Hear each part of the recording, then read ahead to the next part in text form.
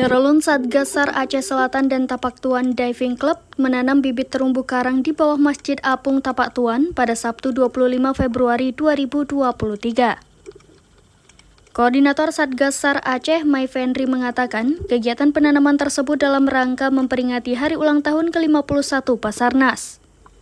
Mai Fendri menyebutkan supaya nantinya bawah laut itu akan terlihat indah dipenuhi karang-karang.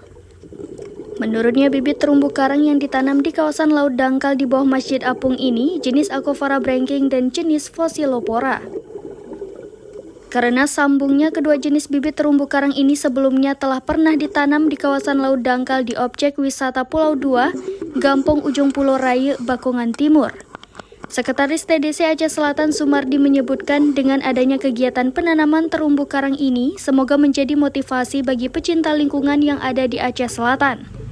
Sementara itu, Kepala Dinas Pariwisata Aceh Selatan, Muhsin, mengutarakan penanaman bibit terumbu karang oleh Satgas SAR Aceh dan TDC merupakan dukungan terhadap ekosistem wisata bawah laut di kawasan ruang terbuka hijau Taman Pala Indah Tapak Tuan.